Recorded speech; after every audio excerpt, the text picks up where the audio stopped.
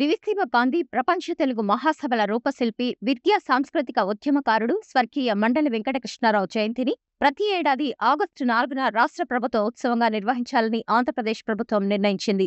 దీనికి సంబంధించిన GO MS number 131ను ప్రభుత్వం విడుదల చేసింది. ప్రభుత్వ నిర్ణయంపై దివిసీమ ప్రజలు హర్షం వ్యక్తం చేస్తూ పలుచోట్ల పాలాభిషేకాలు నిర్వహించారు. ఈ సందర్భంగా బావదేవరపల్లి మాజీ సర్పంచ్ మండల ఉదయ్ భాస్కర్ మాట్లాడుతూ మండలి వెంకటకృష్ణారావు సేవలకు ప్రభుత్వం ఇచ్చిన గుర్తింపు చారిత్రాత్మకమని అన్నారు. ఈ నిర్ణయం తీసుకున్న ముఖ్యమంత్రి నారా చంద్రబాబు నాయుడు, ఉప ముఖ్యమంత్రి కొణిదెల పవన్ కళ్యాణ్, మంత్రి నారా లోకేష్ తో పాటు ఈ ప్రతిపాదనను ప్రభుత్వం దృష్టికి తీసుకువెళ్లేందుకు కృషి చేసిన డాక్టర్ జాస్తి వీరాంజనేయులకు మండలి వెంకటకృష్ణారావు శత జయంతి నిర్వహణ కమిటీ తరపున కృతజ్ఞతలు తెలియజేశారు. అంతేకాకుండా మండలి వెంకటకృష్ణారావు తెలుగు భాష, సంస్కృతి, ప్రజా సేవలకు చేసిన సేవలు చిరస్మరణీయమని, ఆయన ఆశయాలను భావితరాలకు చేరవేయడంలో రాష్ట్ర ఉత్సవ హోదా కీలక పాత్ర పోషిస్తుందని డాక్టర్ జాస్తి వీరాంజనేయులు పేర్కొన్నారు. అలాగే ఆయన కుమారుడు మండలి బుద్ధప్రసాద్ తెలుగు భాషాభివృద్ధి, అవనిగడ్డ నియోజకవర్గ అభివృద్ధికి చేస్తున్న కృషి కూడా ఆదర్శప్రాయమని ప్రశంసించారు.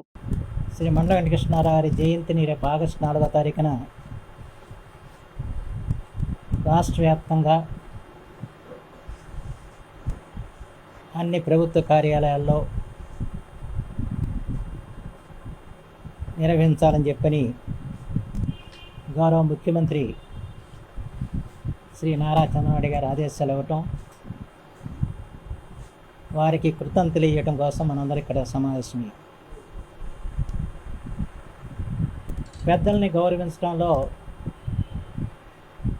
చంద్రబాబు గారికి సాటి మరొకరు లేరు. కాంగ్రెస్ ముఖ్యమంత్రిగా పనిచేసిన కాసు బ్రహ్మానందరెడ్డి, జరగం వెంగళరావు వారి పేరిట పార్కులు కానివ్వండి, అలాగే కోట్ల విజయభాస్కర్ రెడ్డి గారి పేరిట స్టేడియం కానివ్వండి, అలాగే దామోదరం సంజయ్ గారి పేరిట లా యూనివర్సిటీ కానివ్వండి, ఇలాంటివన్నీ కూడా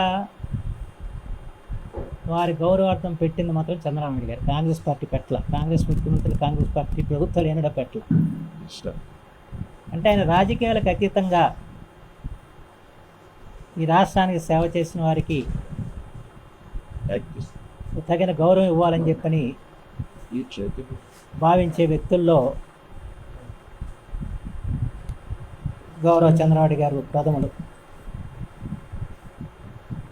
అలాగే మన పోయిన సంవత్సరం ఆగస్టు 4వ తారీఖున మండలి వెంకటకృష్ణారావు శత జయంతిని ప్రారంభించే దానికి వారిని ఆహ్వానించినప్పుడు వారు వెంటనే అంగీకరించి రావటే కాకుండా ఆ రోజు సభలో అధికార భాషా సంఘానికి మండలి వెంకటకృష్ణారావు అధికార భాషా సంఘం అని చెప్పి ఆయన పేరు పెట్టి వెంటనే జీవో కూడా విడుదల చేసి దాన్ని ఆచరణలోకి తీసుకొచ్చారు. ఈరోజు దీని వెనకాల నేనున్నాను మీరు అనుకున్నారు, నేను మాత్రం లేదు, నాకు తెలియదు కూడా, అడగను లేదు.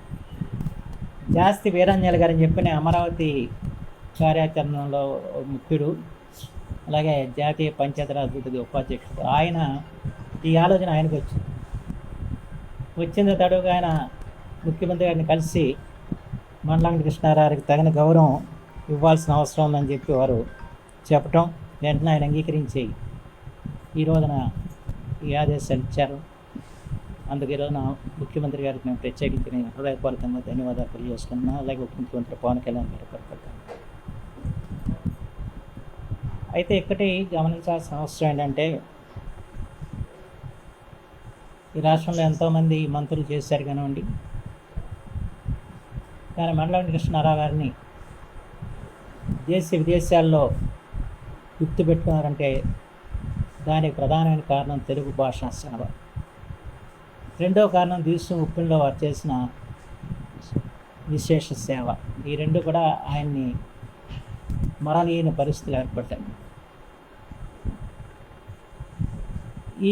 మేమేంటంటే ఈ సజయంతి ప్రారంభించినప్పుడు ఏడాది పాటు రకరకాల సమయాల్లో రకరకాల కార్యక్రమాలు చేయాలని చెప్పి భావించాం.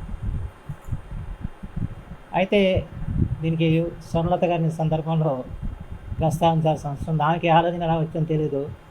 ఏడాది పాటు నాగాలంకలో విగ్రహానికి నివాళులు అర్పించాలని చెప్పి ఒక ఆలోచన వాళ్ళు చేయటం, దాంట్లో నాగాలంకలో ఉన్న కార్యకర్తలు అభిమానులు అందరూ కలిసి ఈ కార్యక్రమం ప్రారంభించారు. ఆ తర్వాత దాన్ని చూసి మన అవనగడ్డలో ప్రారంభించారు, అలాగే కోడూరులో ప్రారంభించారు, అలాగే మాచవరం, అలాగే కోసువారపల్లి గ్రామాల్లో కూడా ఈ ఏడాది కాలంగా ప్రతిరోజు కూడా కార్యక్రమాలు జరుగుతూ వస్తున్నాయి. ఇది ఎక్కడా జరగలే ఈ రకంగా. చాలామంది ఆశ్చర్యపోతున్నారు.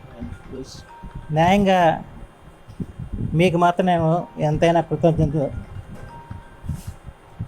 కంచెనగా 9:30 అంటే అవనగడ్డలో 9:30కి, నాగలకలో 9:30కి.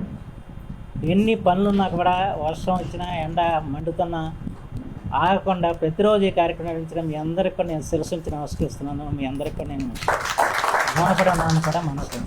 అయితే నేనే కార్యక్రమంలో పాల్గొనాలి, ఎందుకంటే ప్రజలకు వదిలేసాను. ఇవాళ కూడా నేను కారణం ఏంటంటే ప్రజల కార్యక్రమం. ఆయనకి కుమారుడిగా పుట్టిన తప్ప మిగతాదంతా కూడా ప్రజలే. ఆయన జీవితం అంతా కూడా ప్రజాసేవకుడు నడిచింది. మా గురించి ఆలోచించింది కంటే కూడా ప్రజల గురించి ఆలోచించాడు ఆయన. అంచేత ప్రజలే చేసుకోవాల్సిన అవసరం ఉంది. ఆ రకంగానే ప్రజలందరూ కూడా చేశారు. ఎందుకంటే మన దగ్గర అంతా కూడా సామాన్య మధ్యతరగతి కుటుంబీకులు, అందరూ పేద వర్గాలు తప్ప ఇక్కడ సంపన్న వర్గాలు లేవు. అలాంటి సమయంలో కూడా రోజువారీ పనులన్నీ కూడా మానుకుని ఈ కార్యక్రమం తర్వాత ఇతరత్ర పనులు చూసుకునే విధంగా మీరు ఈ ఏడాది కాలంగా పనిచేస్తూ వచ్చారు. అది చిన్న విషయం కాదు, అది చాలా గొప్ప విషయం అని చెప్పి మాత్రం మీ అందరికీ నేను మనవి చేస్తాను.